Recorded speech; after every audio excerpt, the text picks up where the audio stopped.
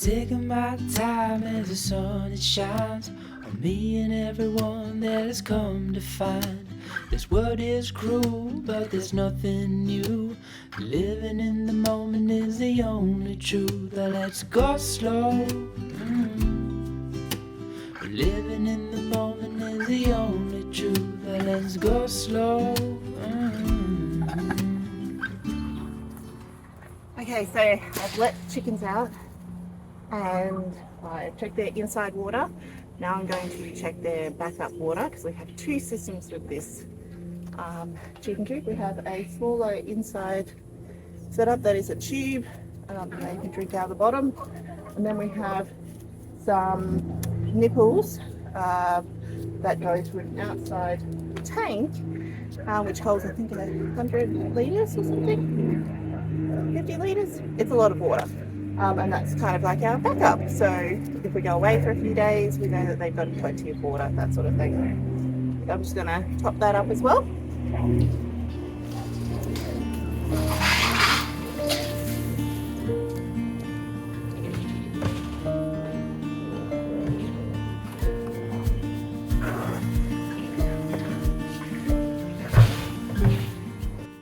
Well, good morning. So I have just let the chickens out for the morning. Ideally I would have put them out like 2 hours ago, but it is a daycare day and that means that I had to get my daughter ready for daycare, feed my baby and that sort of thing. So the chickens just got to hang out in their coop, which is very big, so they had plenty of space. A little bit longer, and then I've come down and given them some scraps and checked their water and their food, and also grabbed a couple of eggs. So their water setup we've already chatted about. It is working really well for us here. Means that we're not stressed about their water, which is really good because today it's going to be 35 degrees and you don't want to be worrying about your chicken's water when it's going to be that hot. Now, one last thing I'm going to do to the chickens before I go, and that is to give them a couple of wet patches that they can, sit in when they get a bit hot. So I'll just grab the hose and wet down a couple of spots in the yard. I'll probably come back out and do that again towards the afternoon, just to make sure that they have plenty of cool areas they can get to. They also have plenty of shade in their coop, so and also trees. Like, we have quite a few trees. It's quite a shady spot that we picked for them, so that's good. Once I've wet down a couple of spots in their yard, I am going to go and start watering all the plants because 35 degrees, stinking hot, and I need to make sure that my plants can make it through the day, hopefully. So that's what we're going to do today. Basically just what you do when it's going to be a stinking hot day.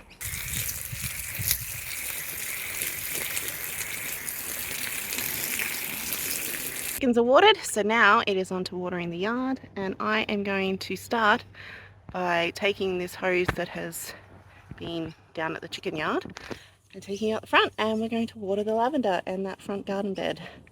I wish I had a better hose set up down there, but at the moment I just have to lug this hose extension around.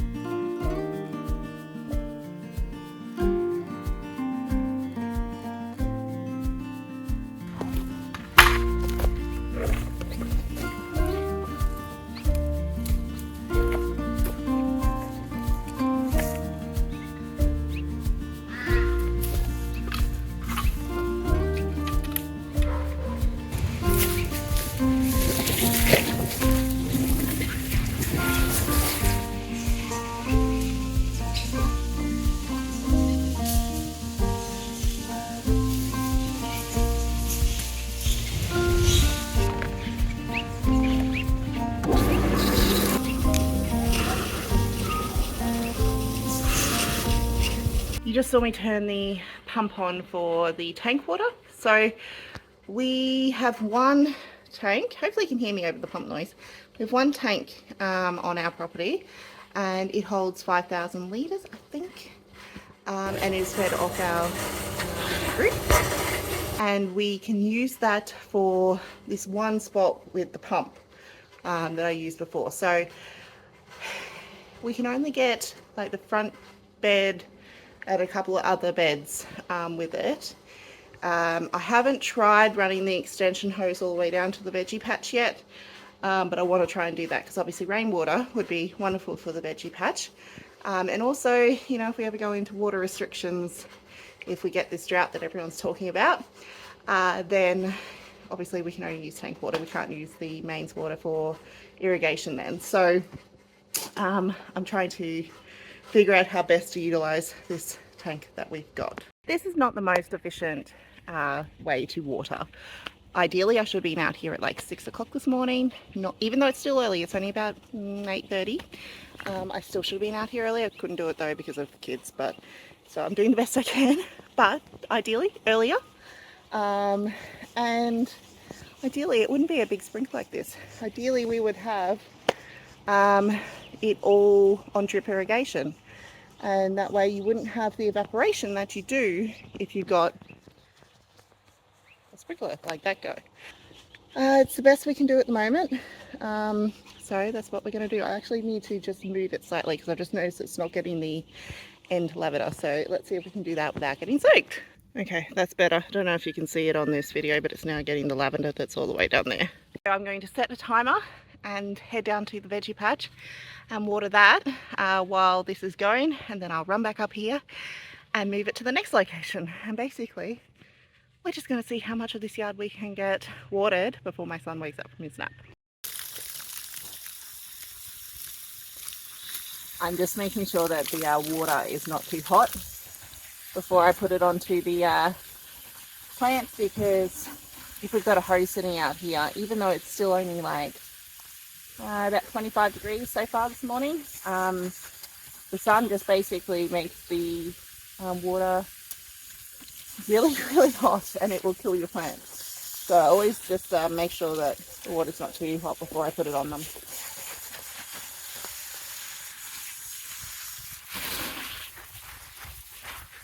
The thing we've done well here for managing the heat is that all of these plants along here have been mulched. Mulch will help with keeping the water in and also keep them a bit cooler. Ideally, you're not watering the leaves of things like zucchinis and tomatoes and pumpkins, but in this case, this is basically my only option. If I had drip irrigation, then I mean that would be ideal, but we don't, so we're just going to roll with it. These zucchinis have already got wilted leaves. That is a protection mechanism that they do when they get hot. It doesn't look great, but it's okay. As long as they get ample water, they will perk back up, but I wouldn't expect them to do that until the weather actually cools down.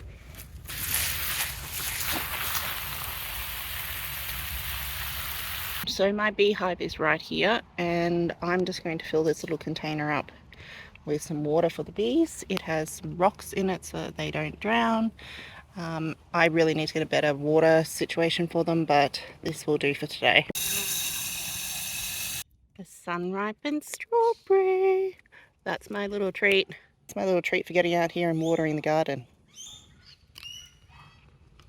So good.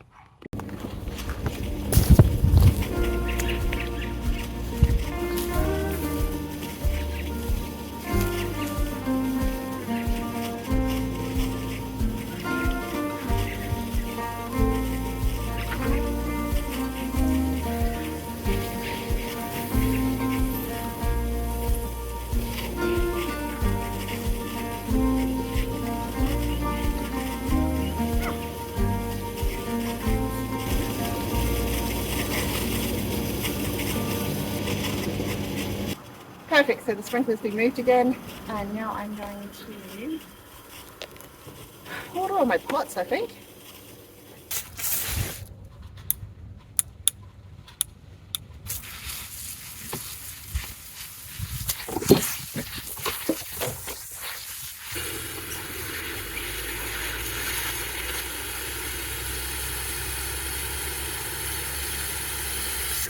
I absolutely love these self-watering pots. These are done. They need to be changed out for something else that can withstand our hot weather a little bit better.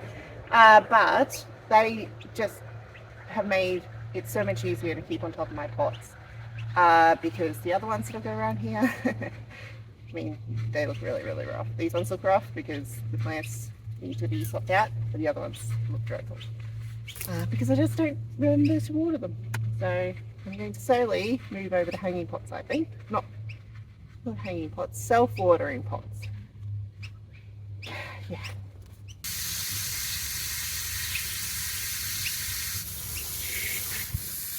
I hope you have enjoyed this video.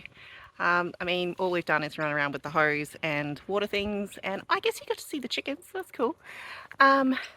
But I hope your garden survived this heat wave if you're in Australia at the moment. And I'm sure it's not the last one, so hopefully a couple of these tips might have helped to help your gardens in the future. You know, get that mulch on there, make sure you're out watering early, and if possible, put in a irrigation system so that you're not sprinkling through the air like I'm currently doing. Well, I hope you guys have a great day, stay nice and cool, and I will see you on the next video. Bye guys!